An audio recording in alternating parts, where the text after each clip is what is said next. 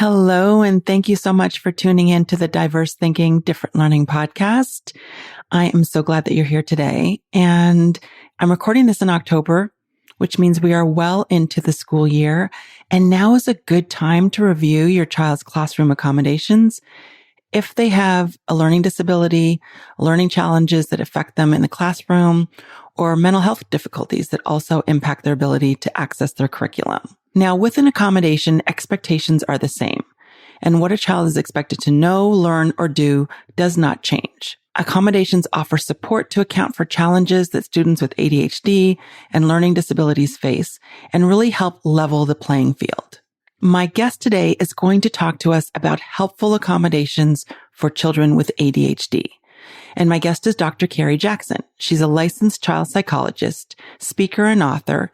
She has published over 20 articles and book chapters related to parenting, ADHD, and defiance. And Dr. Jackson maintains a private practice and shares evidence-based mental health information on social media. I'm so glad she's here with us today. Millions of kids struggle with learning, processing, and social emotional difficulties. These challenges interfere with their ability to reach their full potential. Dr. Karen Wilson is here to help. Her extensive background in pediatric neuropsychology and higher education have prepared her for this unique mission. Listen as she delivers content to inform, educate, and empower parents and educators. This will enable you to identify challenges that kids face and get them on the road to achieving their full potential. This is Diverse Thinking, Different Learning by Child Nexus. Hi, Dr. Carrie. Welcome. Thank you so much for having me. It's so nice to meet you and to be here chatting with you today. Yes, thank you so much for being here. I'm really, really thrilled to have you here because we're going to talk about ADHD. And it's so interesting because I've had a lot of conversations about ADHD, but it's never enough. It's never enough because there's so much to talk about and it can look very different in different kids. And there's, so many things to discuss when we're talking about ADHD, from assessment to evaluation to treatment to intervention, accommodations. The list is long. It is. And it's so overwhelming, I think, for parents too, to be able to navigate all of that. And so, there is so much information out there. And so it's really helpful that you are also sharing the most important things for parents and for other people to know too. Yes. And even at the beginning, when people are thinking about seeking an evaluation because they suspect their child has ADHD, I'd love your parent guide. I was on your website and I'd absolutely love your parent guide for ADHD diagnosis and evaluation because, again, people don't know what to expect when they suspect their child might have ADHD. I've had parents say, the teacher in his preschool mentioned that she thinks this is what it might be, but they don't know what to do when they're considering an evaluation, what that process looks like, and even what ADHD actually is, because there's so much misinformation about it. So I just love your guide. I think it's very clear and helpful. Thank you so much. That is one of my passions, is bringing evidence-based information to parents in a digestible way, because like you said, there's so much misinformation out there and it's so overwhelming to be able to know where to even start as a parent. So I like to really boil it down to the basics and the most important information that we know works and is important. Right. And I think that's really important. And it's, again, one of the reasons why we've had so many conversations, because ADHD can look different in different kids because of co-occurring struggles. Some kids have ADHD with anxiety. Some kids don't. Some kids have ADHD with dyslexia.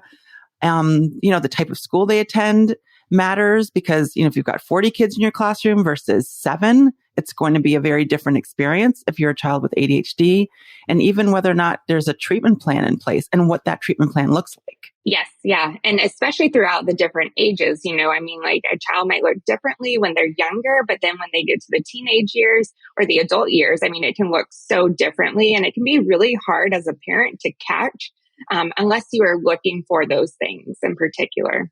Yes. And we were saying before we started recording that, a couple of weeks ago, we did an episode with Dr. Steve Hinshaw, about girls and ADHD. So not only is it different depending on the age of the child, but ADHD can look very different in girls. And you've talked about this as well. Yes, I love that episode that you did because that is something that I am just really passionate about too. Because, like in that episode, like girls are so often missed and they are later diagnosed. And unfortunately, when girls are diagnosed much later, that delays treatment, which is also a problem for girls, but they're much more likely to be the inattentive presentation in comparison to that hyperactive presentation. And that is so much harder to spot too, because it's not like a child where maybe they're disruptive in class, but they're instead just looking kind of like a daydreamer in class. And it can be so hard to spot. But the more attention that you're bringing to it, and I think, that I'm bringing to it and other professionals are, I think the better for everyone to have that awareness. Yes, I agree. And girls who are inattentive still need accommodations. And, just like the other kids who might not be inattentive or might be inattention might be not be playing as significant a role, and they might be more hyperactive and easily seen. But all of the kids who present with ADHD, if it's interfering with their ability to access their curriculum or getting in the way of their daily lives, will need some kind of support or accommodations, which is what we're going to talk about today. And I'm really excited about doing that. I am too. That's such a great point that like the inattentive kids, whether they're girls, boys, they do need those accommodations. And parents often ask me about it because they're like, what, I don't know if I see them struggling with doing these things, but the struggle is so much internal and in their minds with that distractibility that they can really benefit from those accommodations. And accommodations are a huge role in supporting kids and teens and people with ADHD. That's such an important point. And this is the perfect time to talk about it because we're recording. It's still the beginning of the school year.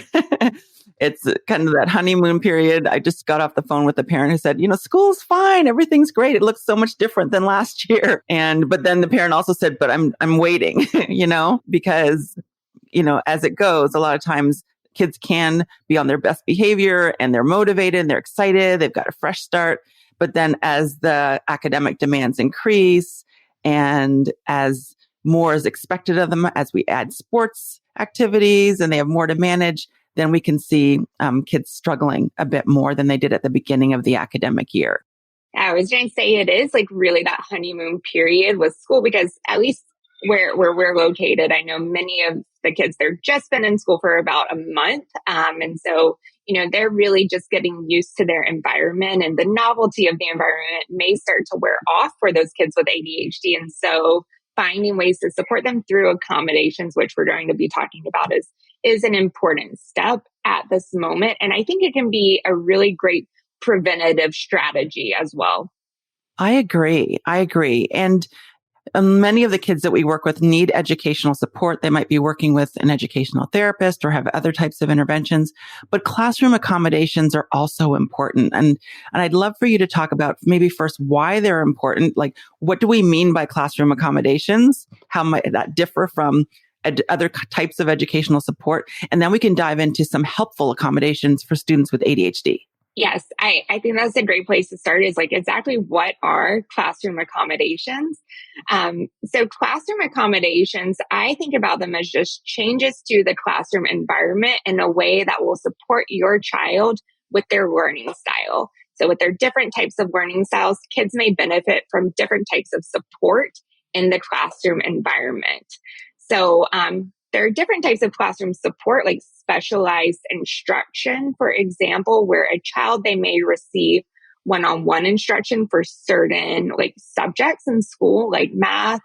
But classroom accommodations are a bit different, where the teacher is using strategies or other support staff are using strategies, or even the child is using these strategies to support their own learning style. So we can definitely talk about certain, types of accommodations too, because I'm sure that would be something helpful for people to understand too, that there are so many different types of accommodations and they're really individualized to what your child is going through. Absolutely. And even talking about, why they're important, because I think there's this misconception. I've had parents say this, well, if my child has this accommodation, it's not fair, right? There's this question about fairness, but that's exactly why kids with ADHD have the accommodation, because we know that they need it in order to be on a level playing field with their peers.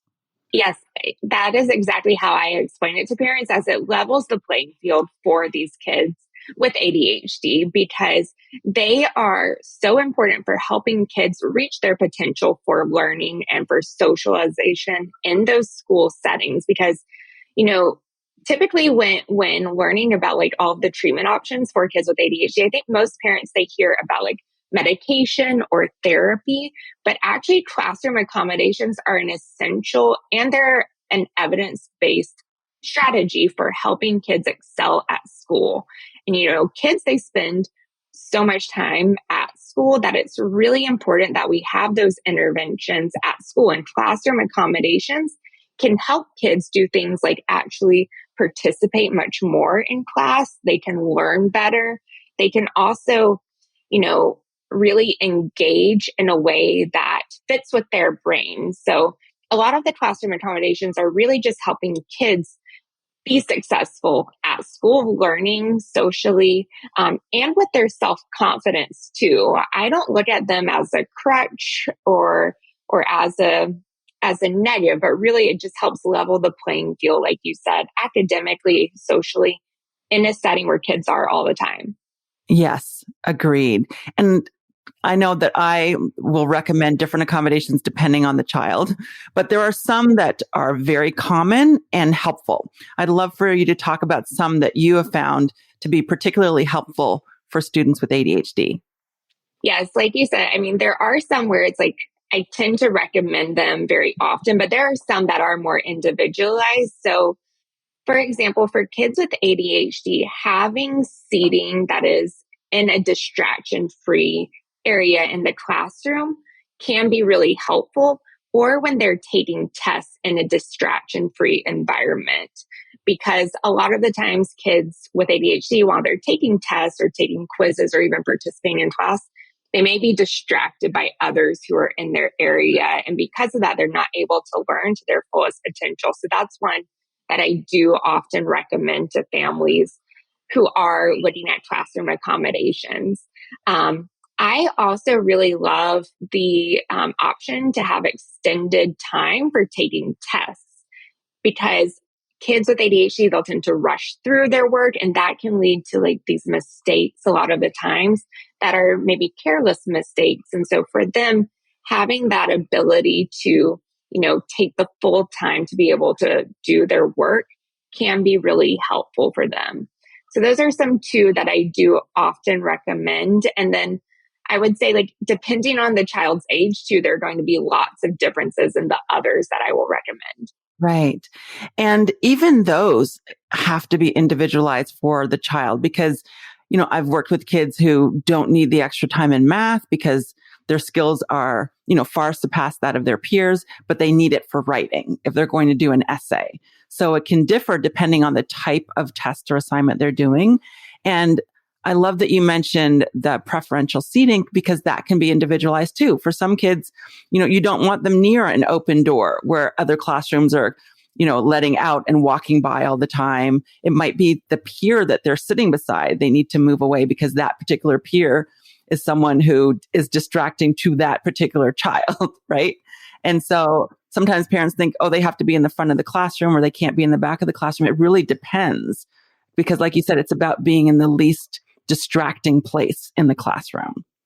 I agree with you completely, especially with the seating example. I do give parents a lot of education on the different options. Like even sitting next to a peer model can be really helpful. So there's certain peers that parents will tell me that their child is really well sitting next to when they're working with. And so that's a great option, because I know I've had the experience too where parents might be worried about how accommodations may potentially single out their child, and they don't want it to have an effect on their self-esteem. And so we talked about what accommodations can look like, where it doesn't necessarily mean that they're always sitting right next to the teacher or in the very front of the class. There are so many options for these accommodations. Yes. And, when you mentioned seating, it made me think about the recommendation and the option for flexible seating. And I've seen it work in both to the advantage of the child. It's really helpful. And other times it's a distraction. I've had kids sit on those balls and the ball rolls away and they're spinning on the balls and they're, doing all these kinds of acrobatics. So it really, again, we're talking about individualizing it because I've seen it. It's got to be, it can't be just they need to be sitting on a bouncy ball in class. It really has to be individualized for that child. I've had that same experience too. And I mean, I've had it be like a really great experience where the wobble chairs are, great for helping kids have that extra movement, which that movement while instruction's going on can help kids with ADHD focus. But for some kids, it can be a big distractor where it can turn into a problem. So it's so important to look at like what helps the most with kids with ADHD. Yes. And then what are your thoughts on fidget toys? Because again, I think it's the same thing because I've seen it help because kids can, fiddle with it underneath their desk without kind of knocking things off their desk. But then other kids are flinging it across the room and then getting embarrassed because they have to go and get it and they didn't mean to. Yes. Same thing. It needs to be individualized.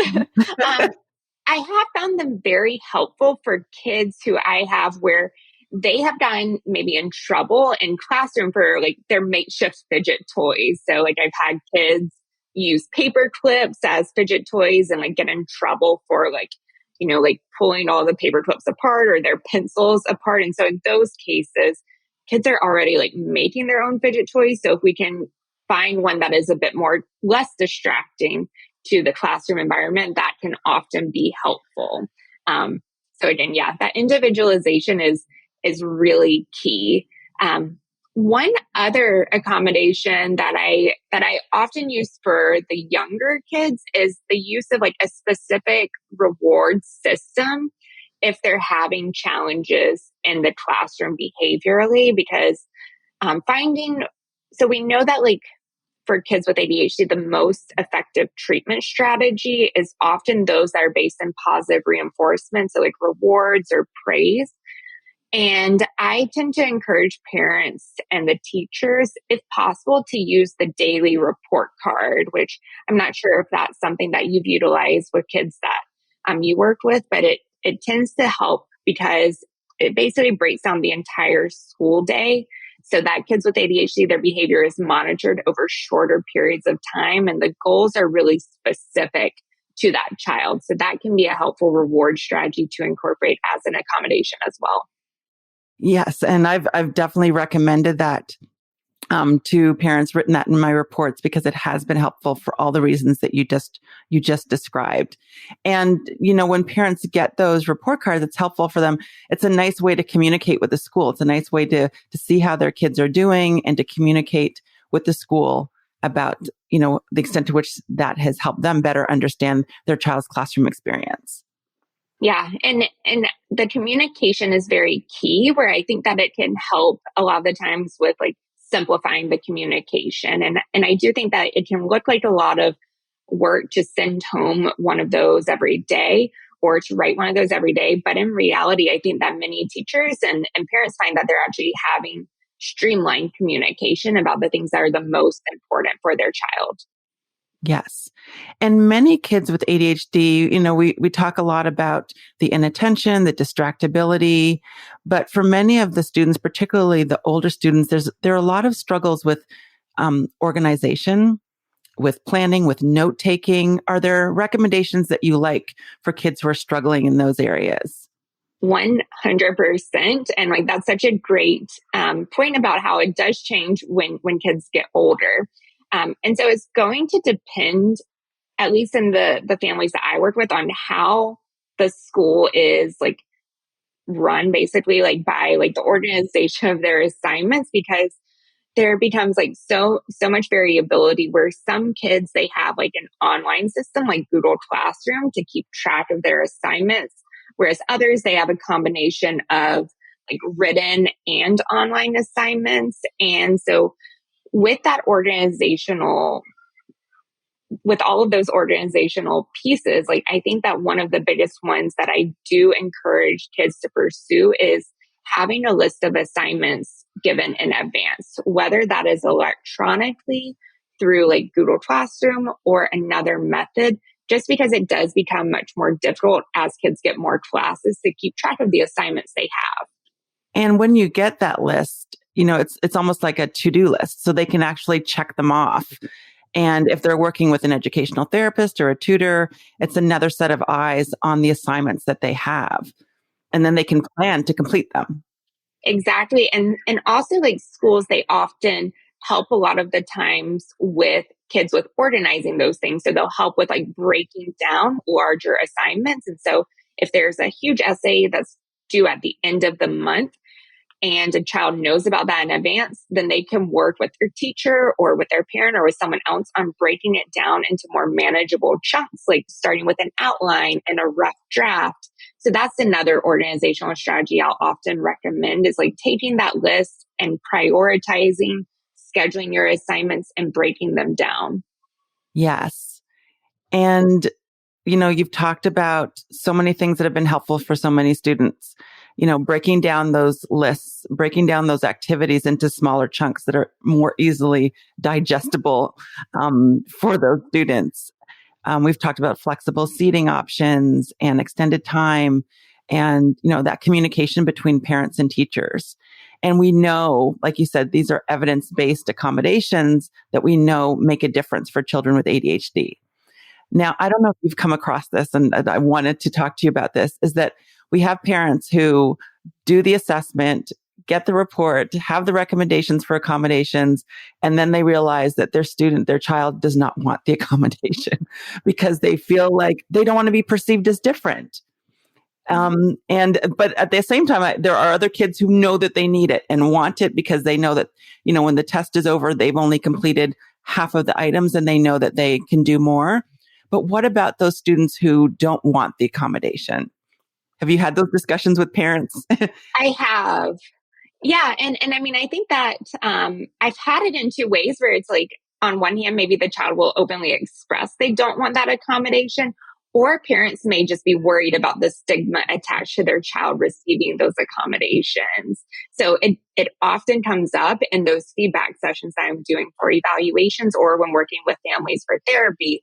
And, I will talk to parents about really just talking with your child about like how accommodations are helpful, and also seeing about if there is any flexibility in the way that they are used. So, for example, like not always, for example, like the testing in less distracting environments, there's a lot of flexibility in that. It doesn't have to be a separate classroom. It may just be a different part of the class.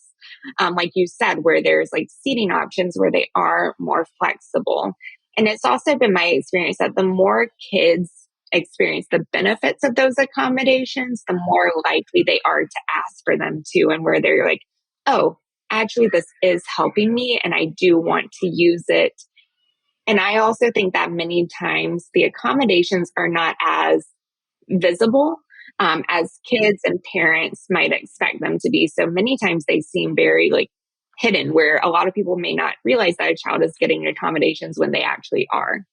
Right. And I think that's really important to have those discussions with parents, see what their objections are, what their children's objections are, and then addressing them directly. Because like you said, it's so important to understand, why do they not want the objection? Why do they not want the accommodation? But then also making them realize that maybe it's something that's not as obvious to their peers as they think it is. Mm-hmm. And being flexible around that. Yeah. And also just trying it out too. I mean, it's not something where it's like, if you use it for one test, you have to use it for every single test after that. But maybe you could just say like, let's try it out for this one standardized test that you have coming up. We'll see what you think about it and we can talk about it afterwards. And then maybe it'll be helpful for you with other tests coming up. Right. And I think that, like you said, it's all about being individualized, having individualized accommodations. Not everyone is going to need all of these accommodations. For some kids, they may not need the extra time. Many will, but some may not. And some kids will be fine sitting next to an open window while others might not be. So it really is about paying attention to what is helpful, because again, we really want to make sure that kids are getting the accommodations that they need. And again, to help them access the curriculum, to help them be able to demonstrate what it is that they know and to show their full potential.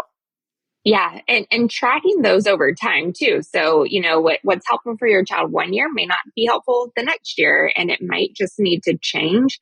And these accommodations can also follow your child to college, for example. So it can be a helpful support for them throughout their life. And it can be something that helps them in various ways, just depending on what is helpful for them in the moment.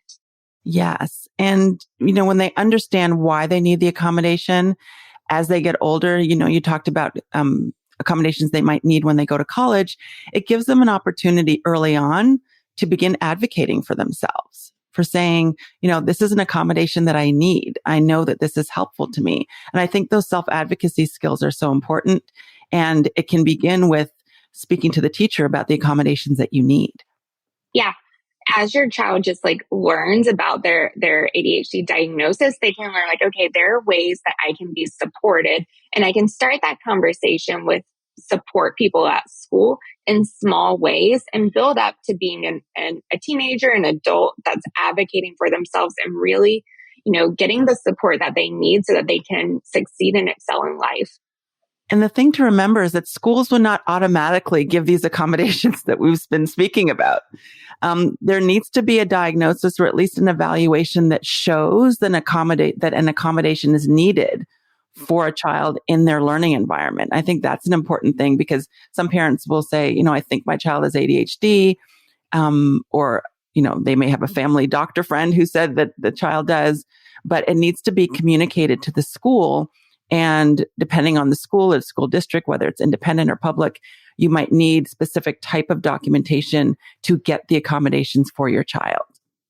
Yeah. And so those conversations with your child's school will really help you figure out what exactly is needed to get those accommodations. So I encourage parents to talk to their child's teacher if they know that their child has a diagnosis of ADHD, so that their teacher can be a huge support person for them. And then they can get that conversation started about accommodations, or reaching out to a school counselor or a school psychologist as well to figure out what is needed for those accommodations, and whether it's a 504 plan, an IEP, or even just starting that conversation with the teacher about your child's diagnosis is a helpful place to start. Yes, absolutely. Dr. Carrie, thank you so much for being here. This information is so helpful. And I appreciate you taking the time to continue this conversation about ADHD. You have so much information inside of you, all the work that you've done with families whose kids have ADHD. So I definitely want you to come back because I know you do a lot of parenting work as well. And I think that parenting coaching component is so important. So we're definitely going to have you come back. But if parents want to know more about the work that you do and the services you provide, what's the best way for them to reach you? Thank you so much for having me. I have loved it so much, and I would love to come back and talk more about it. But for parents, the best way to find me is either on social media, where I'm on Instagram and also on TikTok as @the.parent.therapist. Of course, I worked with mainly parents of kids with ADHD. And then I also have 2 websites, but the one for my parent coaching, where my free guide is www.iparentadhd.com. And I'm sure that you will share those with everyone so that they can reach me easily and all the resources I provide. Absolutely. And I absolutely will. Thank you so much for being here. All of those links will be in the show notes, so make sure you check them out. Dr. Carrie, thank you so much for being here. It was an absolute pleasure. Thank you so much for having me. Thank you so much for listening, and I hope that you found the information that Dr. Jackson shared with us helpful. If you are in need of additional resources, be sure to jump over to childnexus.com, where you can read articles, listen to additional podcast episodes, connect with professionals who provide services to kids, or check out schools who serve kids who learn and think differently. And if you need a little more guidance in terms of seeking support for your child, you can book a consultation right on the platform. Thanks so much for listening, and I'll see you next week. Thanks for listening to Diverse Thinking, Different Learning by Child Nexus. For more resources, visit us online at childnexus.com.